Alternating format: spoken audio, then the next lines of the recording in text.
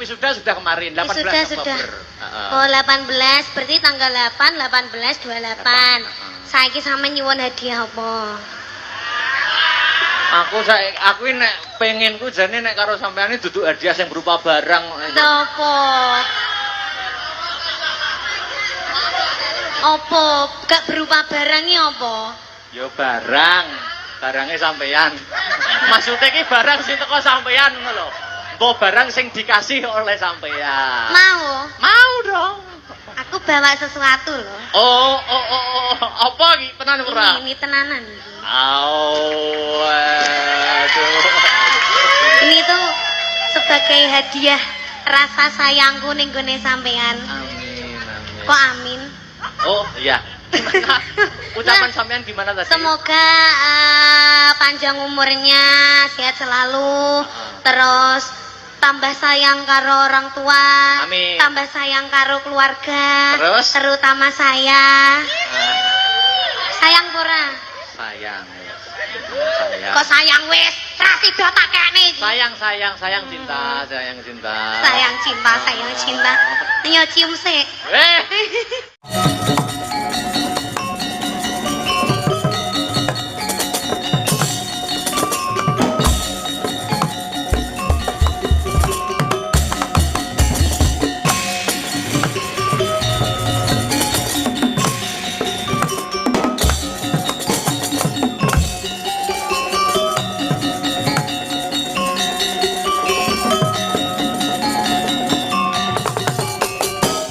Ngadeg jegrek kekudung mendung pepayung langit ngumbara ngumbar gagasan nenggih risang Bratasena kaya tugu Sinokarta tegese kaya reca datan mobah datan musik kasikara ing batin mrawasa jroning pengangen-angen ngendhaleni rasaning pamikir kekeraning ati nglayang lelamunan lam-lamen ngalila nistaning patrap sanggya para sata Kurawa deni Ramaeka para Pandhawa ing pamrih cilik lara gedhe tumekaning pati lelakon kapungkur dadi seksi kejeming ati angkara murka watak nista budi candala wong golek mulya kanthi dolanan nyawa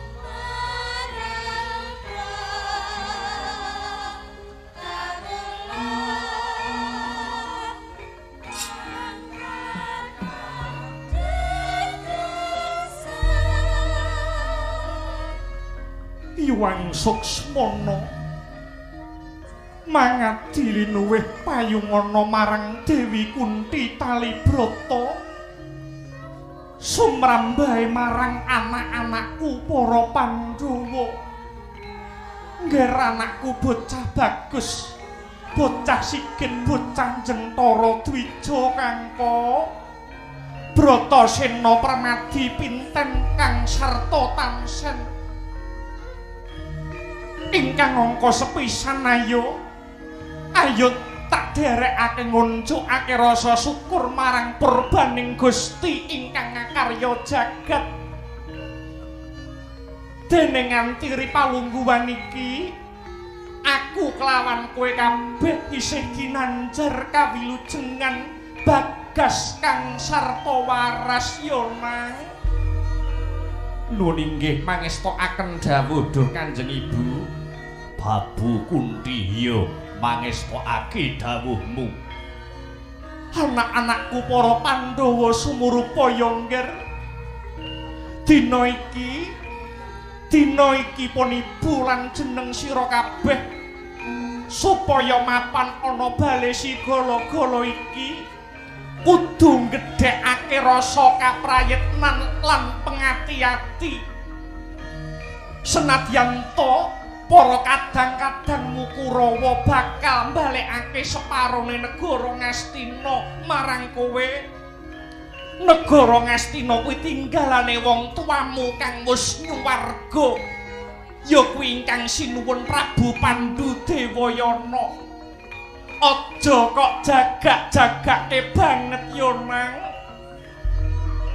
Kekudanganipun ibu marang kowe kabeh anak-anakku para Pandhawa kabeh bisa mandireng pribadi.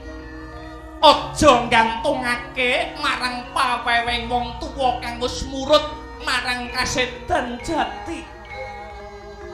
Anggone para Kurawa padha mrentah marang ibu lan kowe kabeh supaya bengi iki nginep ana sajroning bale sigala-gala.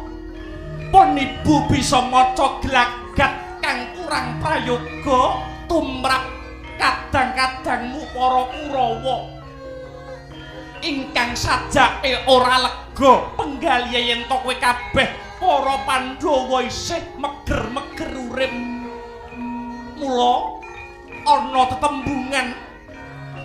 tetembungan cawis payung sadurunge udan. Ngati-ati anggonmu ngadepi lakon iki kang sarta linambaran rasa ikhlas lahir trusing batin tetap penyedak marang purbaning Gusti kang maha kawegas Yonang.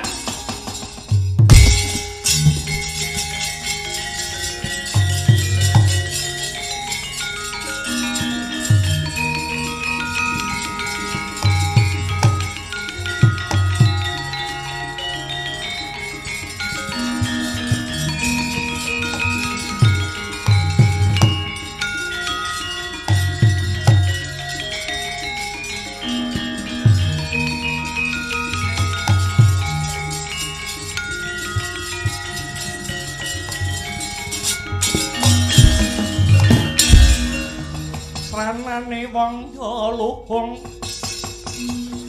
betah lopo gorang guling elingo solah jatmika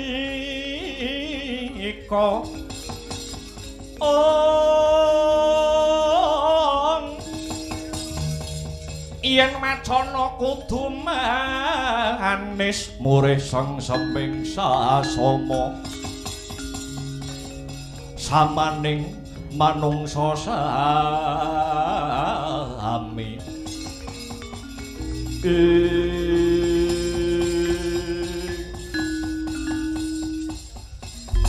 Babu Kunti ngestokake dawuhmu. Ya Bratasena, lan aku uga meling marang kowe Bratasena, anakku sing gagah dhewe. Jroning ratri iki kowe aja turu Yonang, kowe tak jaluk aja turu. mbok menawa ana bebaya kang tumeka marang kadang-kadangmu kabeh jeneng sira Bratasena bisa ambudidaya supaya kadang-kadangmu bisa luar saka bebaya apa wae. Ya Prabu Kunti ngestokake dawuhmu. Lan aku meling marang para Pandhawa kabeh. Sadurunge kowe turu mapan ana ing bale Sigala-gala. Dwija Kangka Permadi Pinten kang sarta tansen nganggo jiwa ingkang sinatriya nyuwuna kelawan ingkang akarya jagat supaya para Pandhawa tansah pinayungan rahayune ring Sambikalaya nang.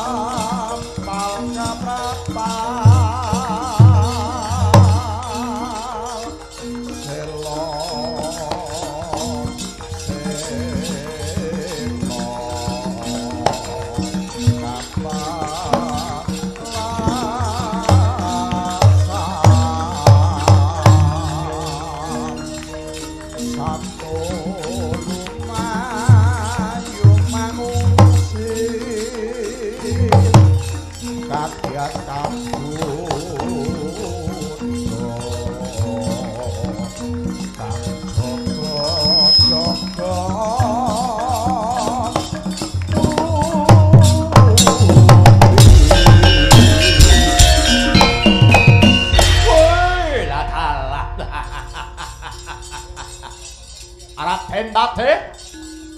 Raden Patih Harya Sengkuni jimat pepunden kula donya prating delahan. Kula pun undhagi Puruncana cumadong dawuh la. Bekti kula kunjuk Raden Patih. Sembah kula kunjuk Raden Patih, sembah kula kunjuk Raden Patih, sungkem kula kunjuk Raden Patih, sungkem kula kunjuk Raden Patih. Ya, bagus. Wis tak tampa gawe bombonging rasa Puruncana. Kula wonten dawuh. Iki bocah wedok, bocah wadon sing ning ngarepmu kuwi sapa? Punika bojo kula Raden Patih. Nah, bagus. Lah sing ning mburimu kuwi bocah mburi sing cakrak-cakrak kae. Punika anak-anak kula Raden Patih. Ya. Ngopeni bojo ayu tur anak sing pirang-pirang kaya ngono kuwi ora gampang, ngono. Kudu direwangi meres keringet banting balung nyambut gawe ketekuk ringkel yen perlu sirah dadekke sikil didadekake sirah. Nggih. Pranyata leres dawuh pangandika paduka Raden Patih. Nanging waton kula Puruncana taksih paduka paringi pedamelan utawi pakaryan tartamtu gesang kula tetep mukti wibawa sak anak bojo kula Raden Patih. Ya, pancen bener kaya mangkono Puruncana. Lah banjur papan palermaning para Pandhawa kang winastan bale sigala-gala kae piye kabar kawusanane? Sampun kula bangun Raden Patih. Wis sampun. Awit kula mituhu dawuh pangandika paduka Raden Patih Harya Sengkuni. Gala-gala sampun kula isekaken sajroning bale. Gebyok sampun kula labur mawi lenga jarak kaliyan walirang. Sirap dumados saking kayu ingkang sampun garing, kayu ingkang sampun gapuk. Tegesipun piranti-piranti kala wau gampang kobar menawi kesenggol kelawan pletiking geni. Saya menawi ketiga ngerak kawimbuhan angine sing gedhe, angine sing banter. Punika tartamtu saya gampang anggenipun badhe mbesmi balesi gala-gala kala mau Raden Patih. Ya. Bagus. Saiki kowe tak kandhani ya Puruncana. Kados pundi? Balesi gala-gala mengko bakal kanggo papan turune para Pandhawa sak ibune ya kuwi si Kunti Talibrata. Iki kabeh mujudake reka daya. Iki kabeh mujudake karti sampekane Patih Sengkuni. Aja nganti ndok bocorake marang sapa-sapa. Pancen bale kae tak ragati. Kowe tak perintah supaya nggawe ing pamrih bisa dadi lantaran patine para Pandhawa. Mengko yen Pandhawa kabeh wis tumekaning pati, yen para Pandhawa wis tumekaning pati mengko calone kowe sak anak bojomu bakale dadi wong mulya. Yen perlu kowe njaluk derajat pangkat apa bakale tak turuti kabeh. Kepengin duwe kelungguhan derajat kang sarta pangkat mesti tak sembadani. Waton proyek kabeh iki mau bisa lumaku kanthi mulus. Nggih, sendika ngestaken dawuh ampun kuwatir Raden Patih. Ning jengandika nembe paring DP 20%. Dereng dilunasi, dereng dijangkepi. Ah, mengko nek proyeke bar, engko tak transfer gampang aja cerewet kowe ya. Nggih, ngestaken dawuh. Tenang pikirmu ora usah kuwatir. Iki mengko calone yen kabeh para Pandhawa kuwi wis mati, Para Pandhawa kabeh wis mati, Ratu Negara Ngastina ora wurunga bakal diasta dening anak Prabu Jaka Pitana. Nah, yen wis negara Ngastina dikuwasani dening para Kurawa, kabeh babakan proyek sing ana sambung rapete karo panganane cah sekolah-sekolah tak borongke kowe kabeh. Sendika ngestaken dawuh. Cah sekolah panganane rasa enak-enak, penting anggarane kena nggo bancaan aku karo kowe ngono. Nggih, Raden Patih sendika ngestaken dawuh. Pendidikane ora usah patek dipikir, penting nom-noman Ngastina didublak karo panganan. Kareben diwasane besok gedene ora seneng nyacat karo pemerintahan negara Ngastina. Aja nganti dipinterke, kudu dibodhoke. Nggih, ngestaken dawuh. Nek perlu guru-guru disuda jam mulange. Ora samara sekolahan. Hemat bensin ngono. Nggih, ngestaken dawuh Raden Patih. Balik rembug sekawit. Iki mengko jam 12 bengi, barengi para Pandhawa nalika turu kepati. Kowe sak anak bojomu kudu cancut tumandang ngobong wujute bale si golo-golo. Aja pati-pati ninggalake bale yen kowe sak anak bojomu durung nyekseni dhewe. Pandhawa mati, Pandhawa ngenes, Pandhawa kobong ana sajroning bale si golo-golo. Nggih, ngestaken dawuh budhal dina iki aja nganti nguciwani.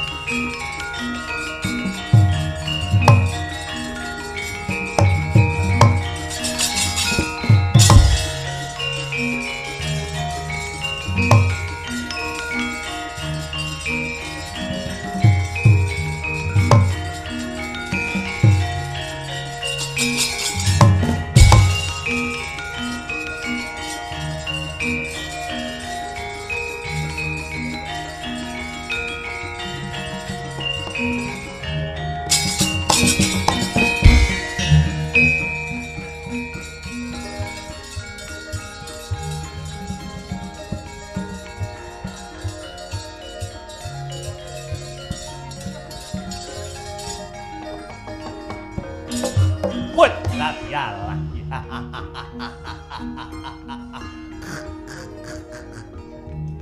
Sajake para Pandhawa. Sajake para Pandhawa wis turu kepati mapan ana sajroning bale sigala-gala iki. Yo, tak rewangi kaya mangkene. Tak rewangi kaya mangkene. Aku mung mituhu perintahe Patih Sengguni. Nek direwangi ngene kelakon ora biadok aku sak anak bojoku. Yo. Pandhawa. Pandhawa, lakon mati ludes keles dadi awu kowe dina iki.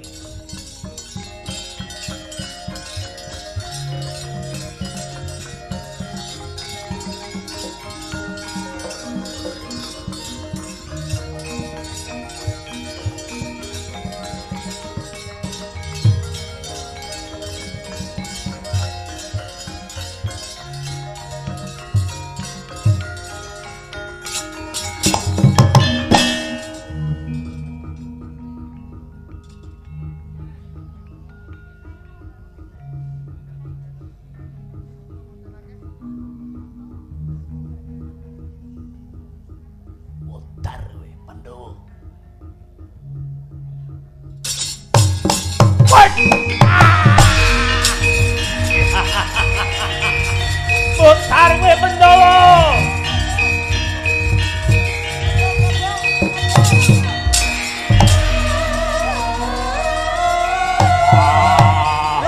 Aline opo?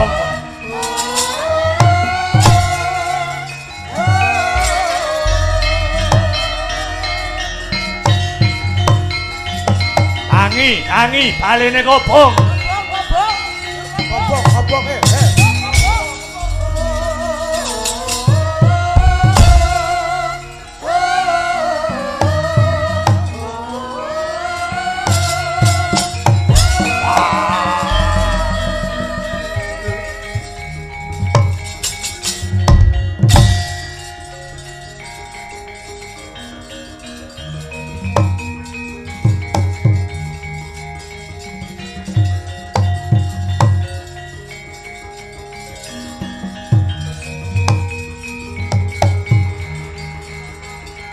Jagat Dewa Bathara.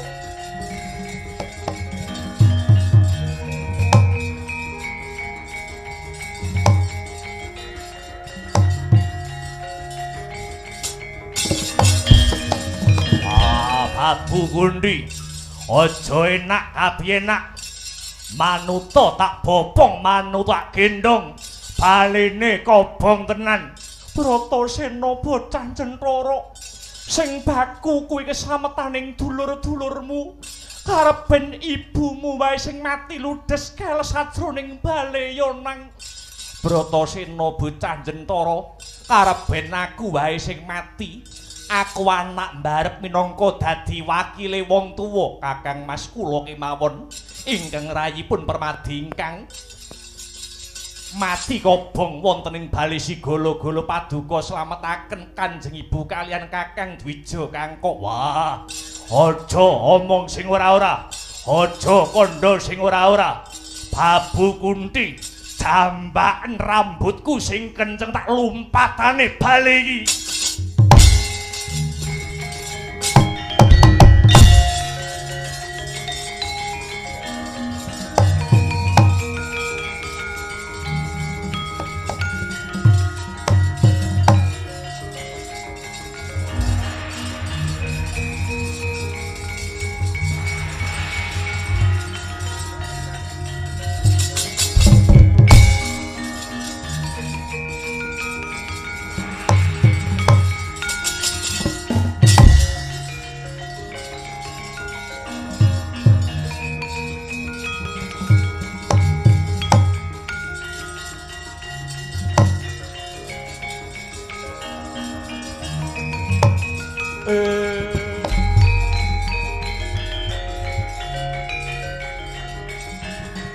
Bersasana rene.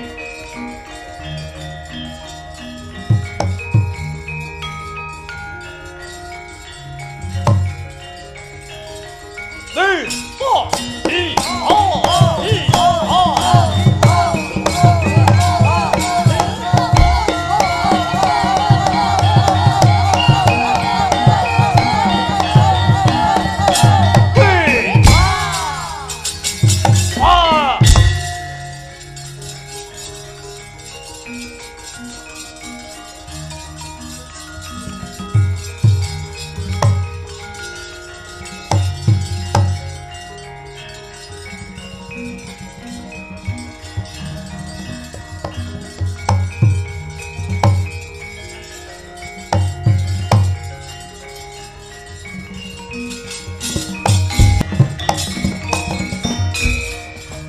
mawut kang katrajang ing dahana wadya sanggep kaprabon parang kaprabon merangkang obro maragata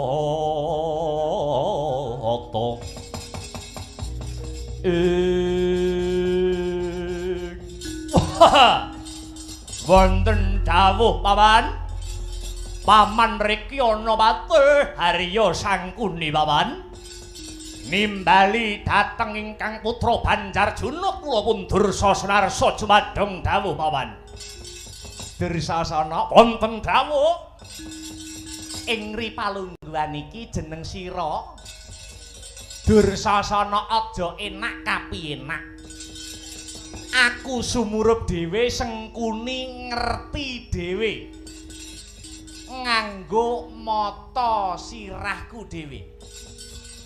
Mata sirah niku mata kepalaku dhewe. Jenengan ngertos napa, Man? Aku sumurup dhewe lamun to dina sakmengko para Pandhawa lan ibune Kunti Talibrata bisa lolos saka bebaya geni, bisa luar saka bebaya Agni. Lho, lajeng kersanipun Paman Sangkuni kowe weruh Puruncana sak anak bojone kang mapan ana ing sakiwa tengene bale Sigala-gala kae. Nggih, mangertos. Kae kabeh dina iki uga patenana. Cemplungna ana geni murup kuwi kanggo srana bukti lamun to Pandhawa 5 sak ibune Kunti Talibrata wis tumekaning pati kobar dening geni bale Sigala-gala. Mengko pamanmu aku dhewe Patih Sangkuni kang bakal nyanggit kang sarta ngrungsit kabeh lelakon iki. Lho, Puruncana menika sing bantu sampeyan. Lah kok malah sampeyan badhe pateni niku nalar jenengan kados pundi? Kanggo nggayuh kamulyan, kanggo nggayuh kawibawan. Kuwi ora ana tembung sing kejem Dursasana. Eling man, eling wonten paribasan. Wis ora usah nganggo paribasan. Ora usah cerewet, ora usah cerewet ndang budhalo saiki. Oh, katar iki gek piye to ya? Wis budhal.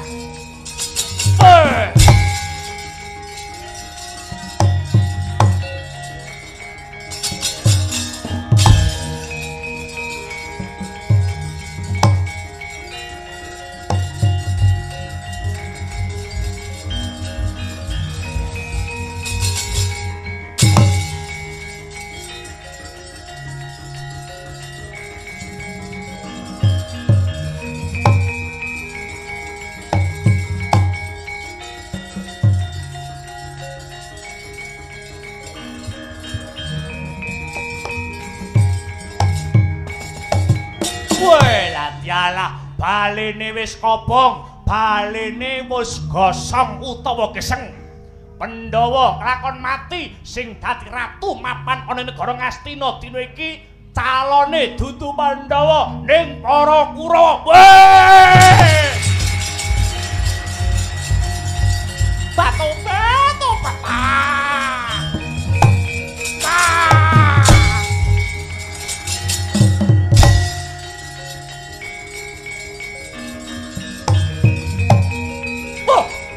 sapa iki?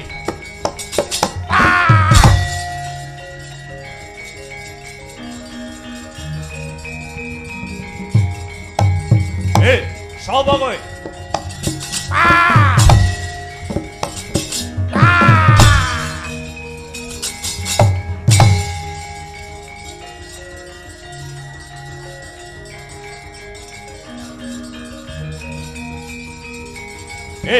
Colke apa?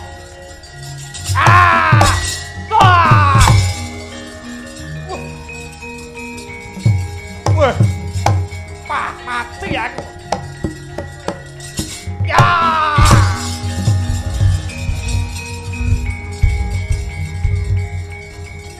bayar kabeh. Ya. Hei.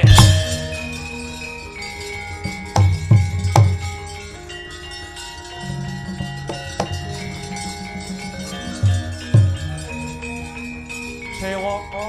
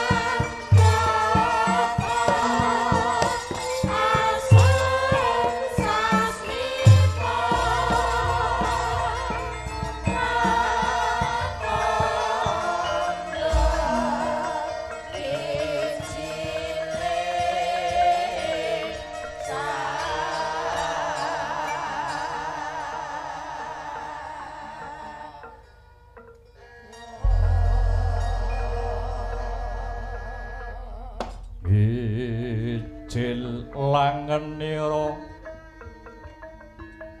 sang nar pati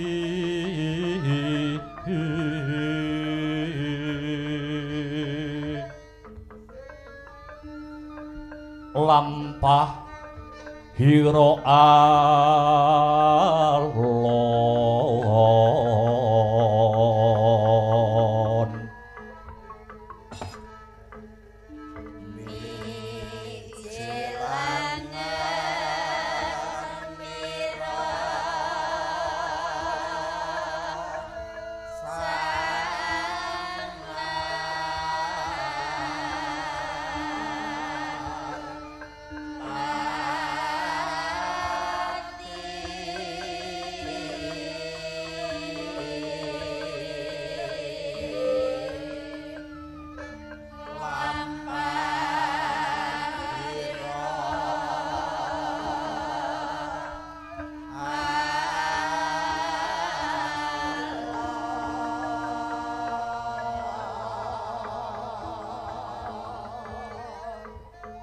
ginarebek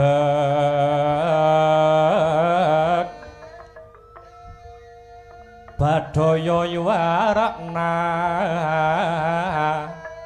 nira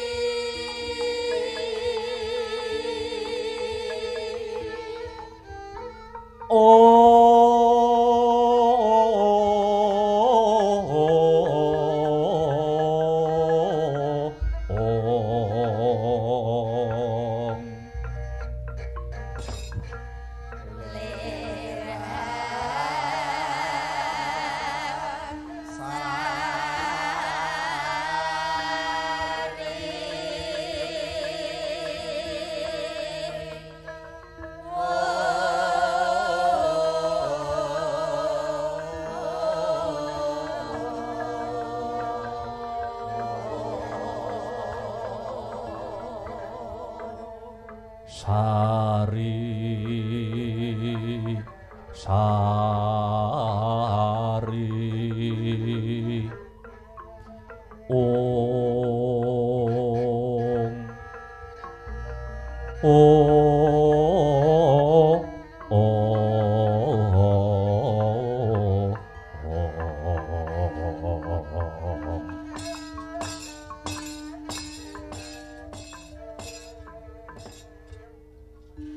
Saksampunipun lenggah ingkang kanthi prayogi duhwa panemban kula pun Destarata kendhih kemrungsunging galih kesuk panata ling kalbu daya-daya kepengin wuninga wonten wigatos ingkang pundi dene wa panemban Begawan Bisma prapta wonten ing negari Ngastina mriki ya jagat Dewa Bathara ya jagat Pangestungkara ya ngger Destarata praptanipun wa ing Talkanda tumuju ana ing negara Ngastina kene kang angka sepisan ya kuwi tilik kayuwananing brayat agung ingkang mapan ana ing negara Ngastina kene.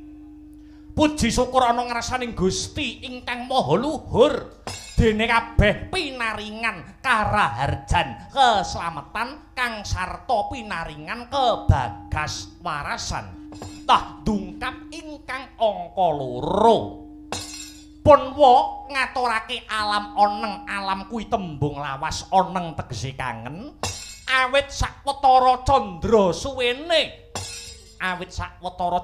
suwene pun wa ora bisa wawan pangandikan ingkang kanthi pratitis marang jeneng sira Destarata sakabeh putu-putuku para Kurawa.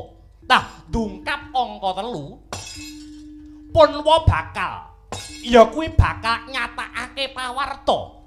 Pun wa bakal nyatakake pawarta awit miturut kembang rawat-rawat ujare Mbok Bakul ingkang sinambiwara pawarta ingkang binandung ing karna aku krungu pekabaran kalamunta durung suwe iki negara Ngastina nganakake wisudan Ratu Anyar.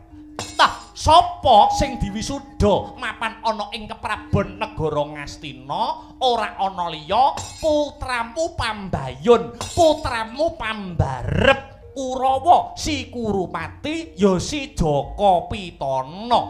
Tah kabar iki kabar ingkang bener apa kabar ingkang kabur tegese luput maragage aku wene ana katrangan Destarata.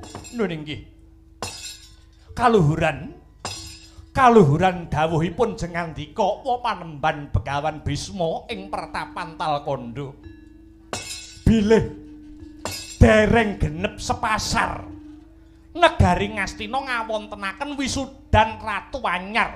Nuwun inggih pun anak kula pun Jaka Pitana utawi Si Kurupati ingkang jumeneng dados Nalindra mapan wonten ing keprabon negari Ngastina mriki wa Panembahan. Waladalah. Dadi kabeh kabar kuwi mau kabar sing bener Destarata. Lho nggih lakar kaluhuran kados mekaten wa Panembahan. Kusik kaya winalik sing dadi rasaku Destarata. Kusik nek miturut gagasaning negara, yen miturut aturan utawa prenataning praja negara Ngastina, kalamunta Sudarma utawa wong tuwa seda putra ingkang wajibe kudu gumanti nata, anake sing menang dadi ratu nglungguhi dampar keprabon. Tegese yen wis bapake ora ana, anake sing menang dadi ratu lan ngregem kalenggahan kang wis murut ana ing Kasedan Jati, asmane kang wis jinempono ing angin cinandhi ing ngawiyat. Mongko Destarata kamangka sejarah ingkang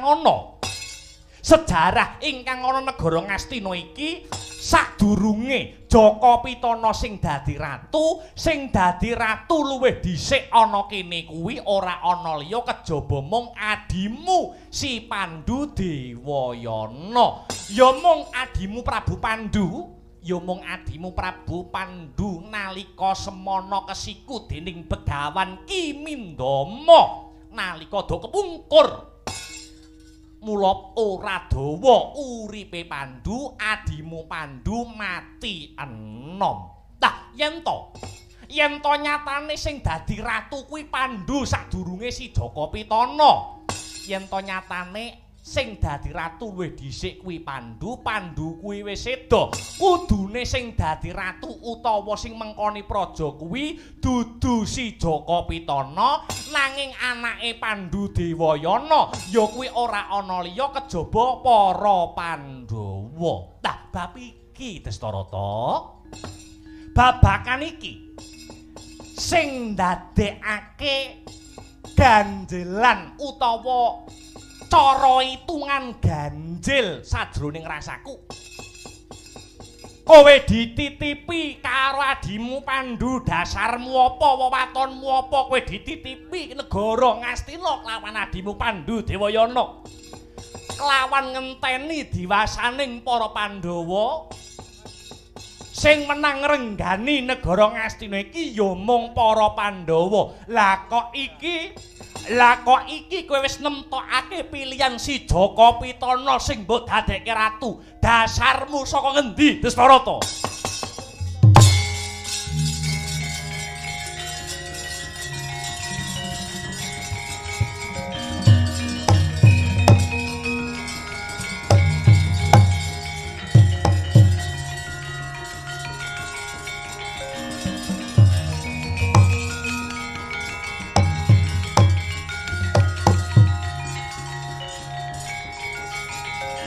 Mara coba mangsulana pitangkonipun wengtal kandha.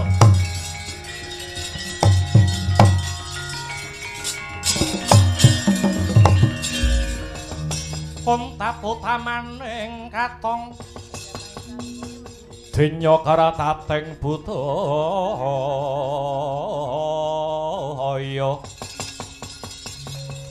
kong ngenaki ya sing dase Om kang samya pralebda ingkang ayun Nalindra hambek maratotama bebisik Sri Palguna hati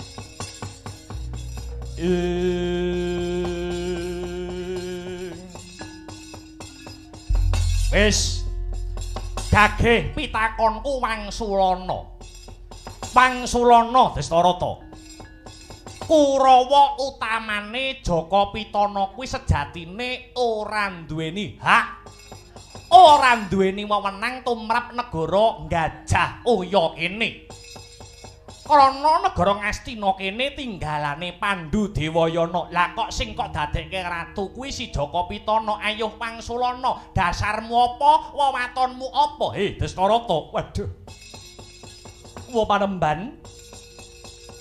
Waleh-waleh menapa Panembahan nyuwun sewu lepat pangaksaminipun.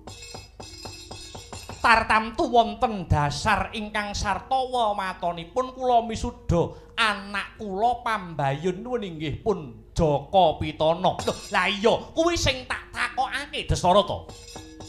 Dasarmu apa kok si Jaka Pitana kok dadekke ratu mapan ana ing negara Ngastina kene? Nuwun sewu Duh Panembahan. Dasar kula sampun telas pengajeng-ajeng kula tumrap para Pandhawa. Ingkang sampun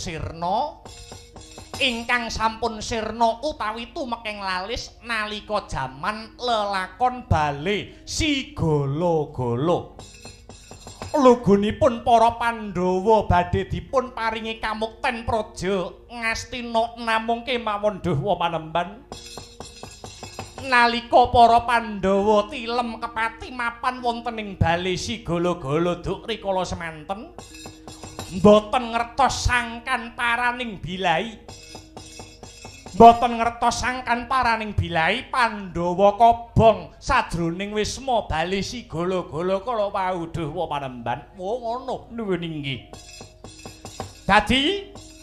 Dadi dasarmu ki mung merga Pandhawa mati njur kok wanik-wanikke tanpa njaluk idi palilah marang para pinisepuh klebu aku. Ngono apa piye Destarata? Kamangka rungokno Destarata kamangka upama aku gelem dadi ratu mapan ana ing negara Ngastina kene, ratune Ngastina kene kuwi aku. Merga aku nglengser kalenggane Rama Sentanuraja, merga aku ora mendem kamukten, aku ora mendem derajat kang sarta pangkat pekasane, aku ora gelem dadi ratu, aku malah dadi pandhita mapan ana ing Talkanda. Nyeramakake uripku iki mung kanggo ngibadah kang sarta manembah ana ngarsaning Gusti ingkang Maha Nasa. Lah kok aku ora mbok tareni? Klebu wong tuamu Yayi Abiyasa ya ora kok tareni. Kowe nemtokake dhewe. Janjane karepmu kuwi kepiye? Destarata. Waduh. Nyuwun pangapunten Duh Panembahan awit wonten paribasan. Wis. Saiki uwakmu tak ganti sing arep takon karo kowe, ngono? Kowe wani nemtokake Pandhawa wis mati sadroning bali Sigala-gala. Kuwi sing kandha sapa? Kuwi sing menehi palaporan marang kowe sapa? Jalaku tak kepengin ngerti, Destarata. Inggih Panembahan. Piye? Gandeng kula menika awit lair punika sampun dipun gandar Caca Netra. Tegesipun mripat kula menika mboten mangertos marang padange jagat. Kula mboten weruh secara pribadi kunarpane utawi jasatipun para Pandhawa, kula namung nampi palaporan Panembahan. Loh, lah iya sing lapor karo kowe kuwi sapa, Destarata? Lho nggih, mboten wonten sanes. Mboten wonten sanes inggih namung Patih Ngastina, Yayi Patih Harya Sengkuni Panembahan. Lah. Dadi sing paring laporan nyang kowe kuwi Sengkuni. Sengkuni kula wonten dawuh Duh Panembahan amiji kula riki ana Patih Harya Sengkuni, patih sak donya sing paling jujur dhewe. Sengkuni kula wonten dawuh. Saiki aku tak takon karo kowe ya Sengkuni. Mara gage Wangsulana aja ndok tambahi, aja ndok kurangi jumbuh kelawan pangandikane si Destarata yen nampa palaporan mbok menawa Pandhawa mati. Kuwi jare kandhamu, kuwi jare saka palaporanmu. Jal saiki aku arep takon karo kowe. Dasarmu apa kok kowe kandha? Kowe matur Kalamunta Pandhawa kuwi wis tumekaning pati mapan ana ing bale si Gala-gala. Pandhawa kok kobong ana ing bale si Gala-gala kuwi janjane saklugune isih ana pitakonan maneh sengkuni. Pitakenanipun menapa Duh Panembahan? Janjane bale si Gala-gala kuwi bener-bener kobong apa pancen sengaja ana sing ngobong? Kirangan. Nggih? Kirangan. Lho, kok ngono? Kula nggih mboten ngertos pas bale si Gala-gala kobong nika kula pas liburan teng luar negeri Panembahan. Kowe ora ngerti mboten ngertos kula pas piknik kok. Oh iya, ya. Ya.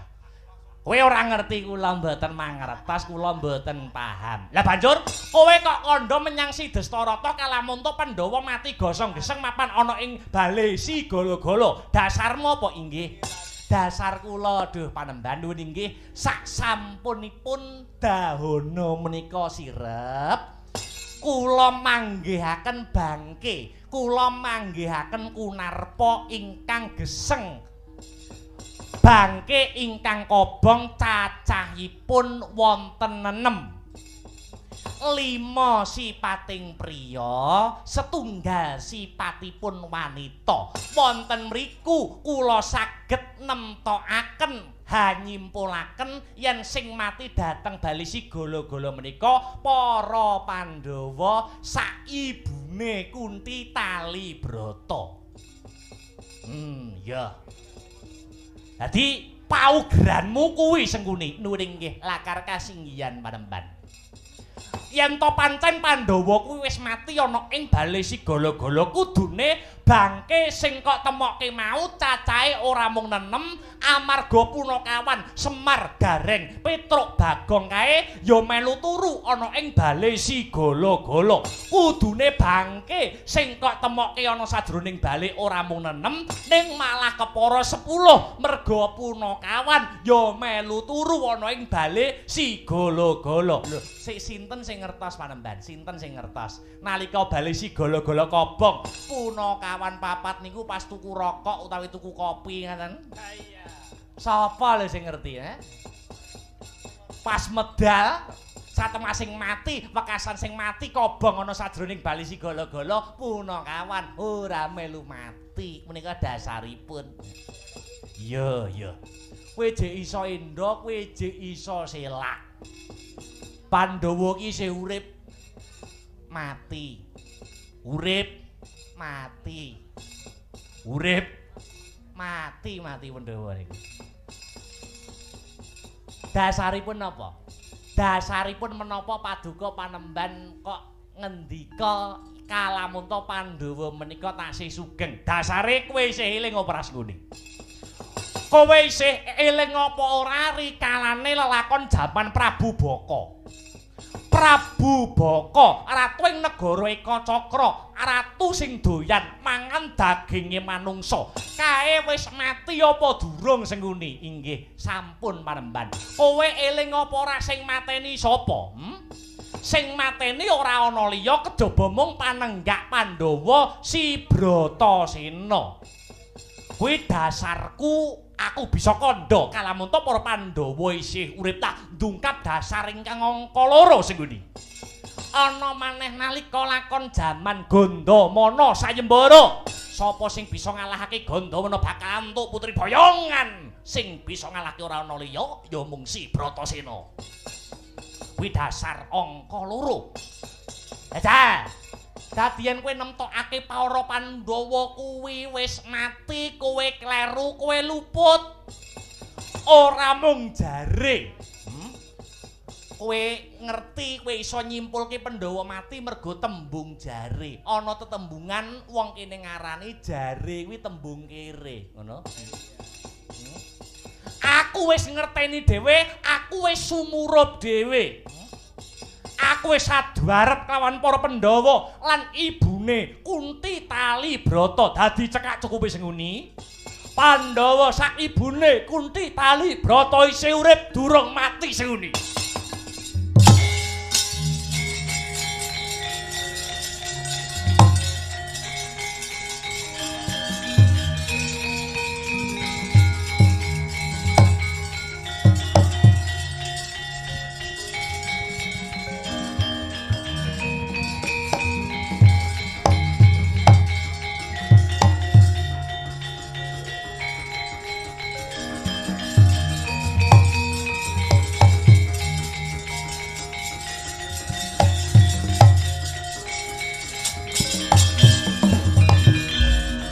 Remara reh mangusomya ngambreng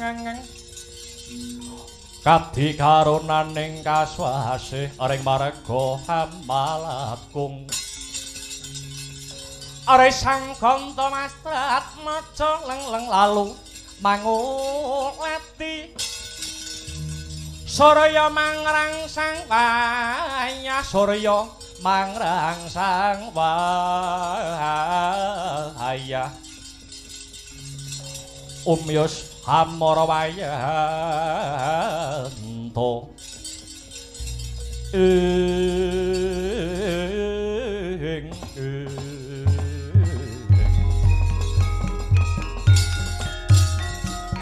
mangya darajating praja awur yang musunya ruring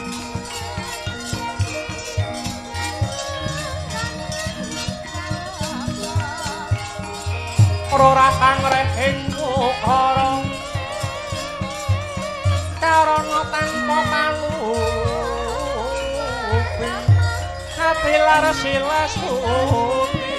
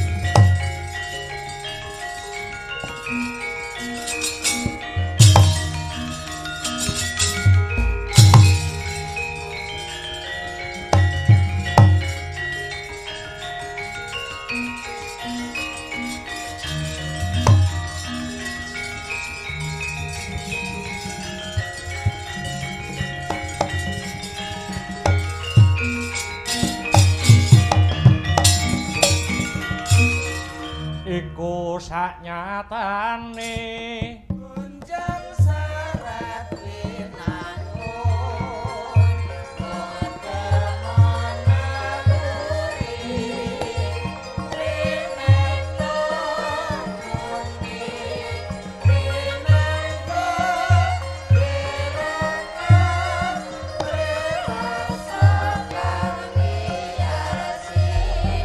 angke Sasi deman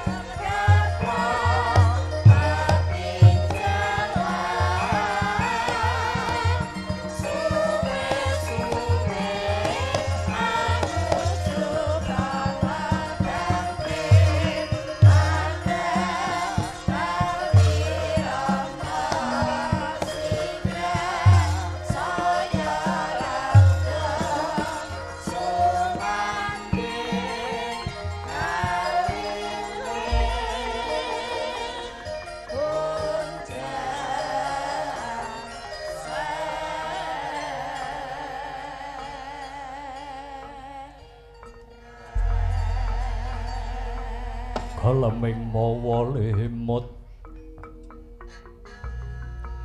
kalamatan jroning alam kanyut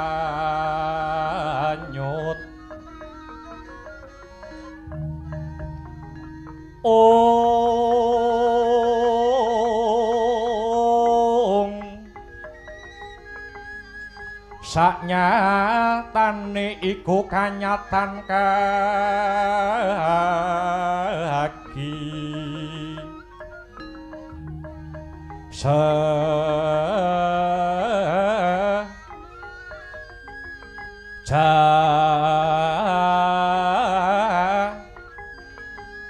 dene yen tan emot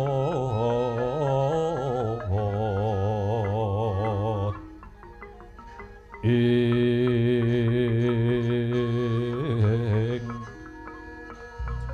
sayektine tahan bisa momot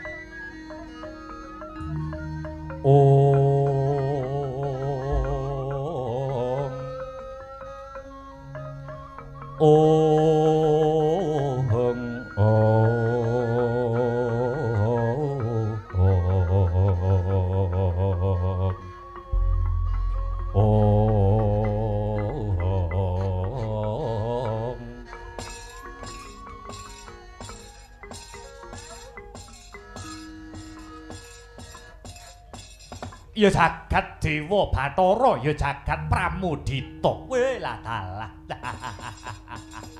sing dirasani bocahe wis teka nyuwun sewu duh Panembahan punika sinten ingkang rawuh jalaran kula mboten semerep duh Panembahan wis jajal nek kaya ngene iki jajal percaya karo Sengkuni Sengkuni kuwi ngendi nggon ngendi papan anane mung ngapus-apus. Lho, liripun kados pundi Dewa Panembahan? Maknanipun kados pundi? Ing sekawit kowe percaya. Kowe percaya lawan ucape Patih Harya Sangkuni yen to Pandhawa wis kobar ana ing bale Sigala-gala. Kuwi kabar sing goroh, kuwi kabar sing ngapusi, kuwi kabar ingkang rineka daya. Nyatane sak mengko Destarata Nadyanta kowe ora bisa nyawang kanthi netra walaka. Kowe bisa ngrasakake, kowe bisa ngrungokake sing dadi swarane. Jare Pandhawa wis mati gelo. Satriya panenggak Pandhawa si Bratasena wis ning ngarepku. Aduh mati aku. Aduh. Bratasena kowe ana ngendi? Aku ning ngarepmu.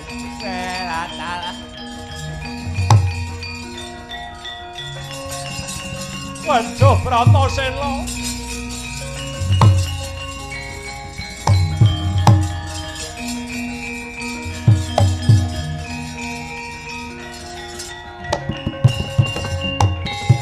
Waduh ya jagat ya dewa ya Bathara. Tak kira kowe wis mati Nggarwejasena. Awit aku nampa saka lapore Patih Harya Sengkuni Pandhawa jare wis mati. Pandhawa jare wis tumekaning sirna.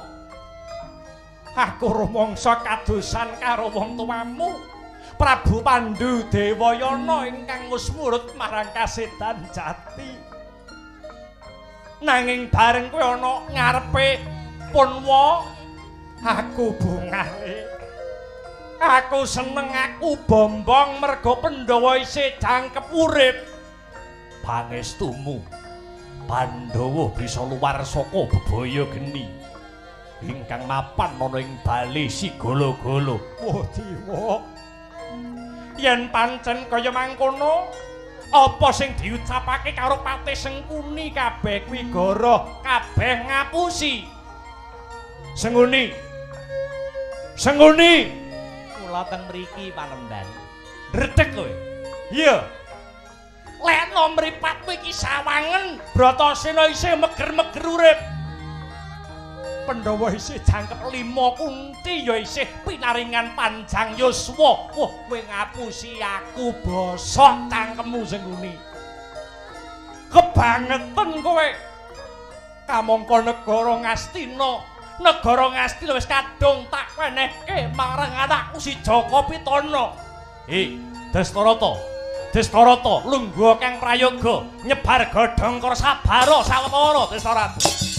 Aduh, piye iki?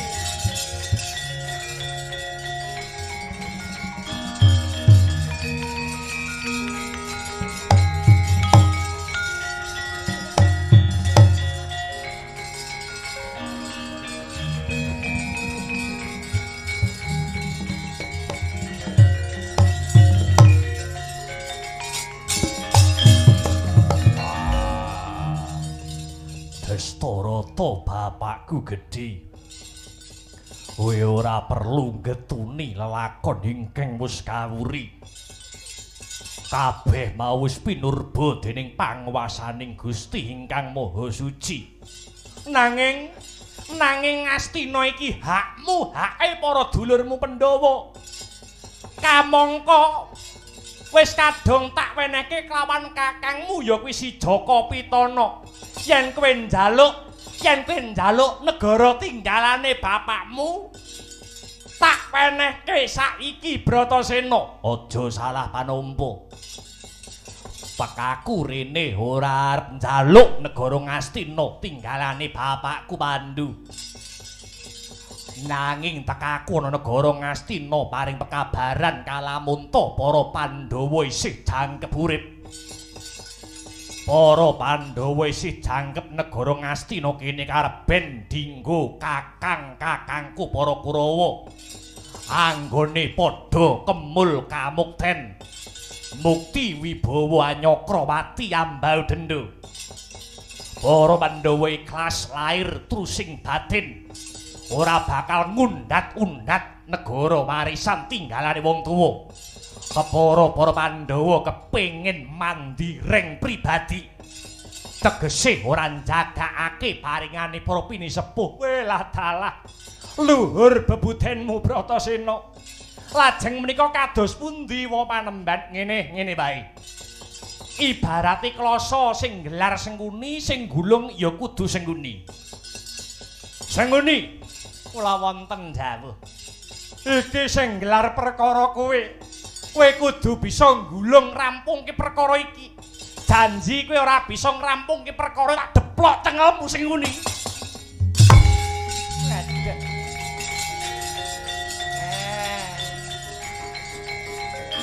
Ya urip.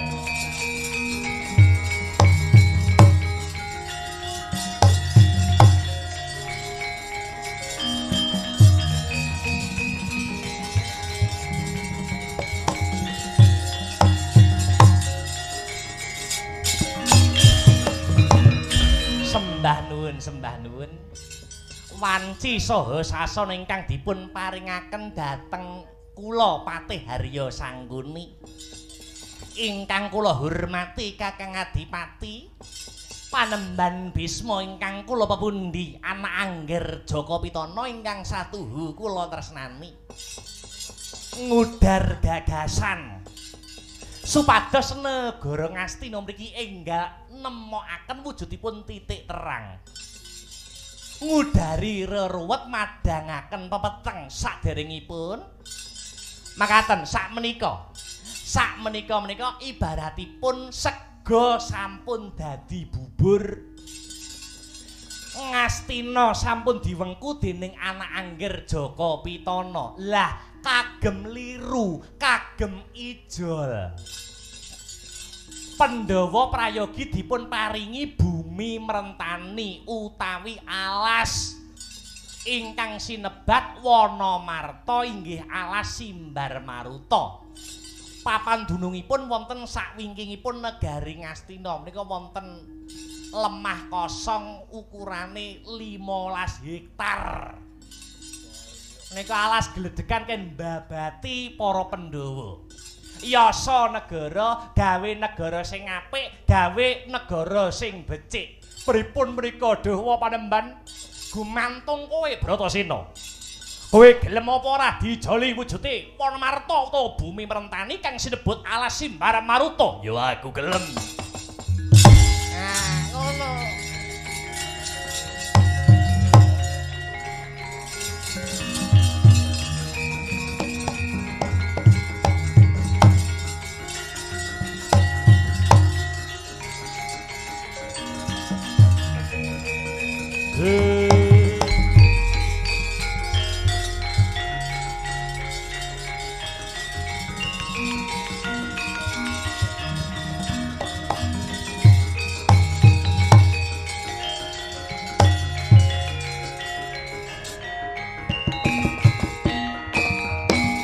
Ya, yen kowe gelem, kowe njaluk bantuan apa, Bratasena?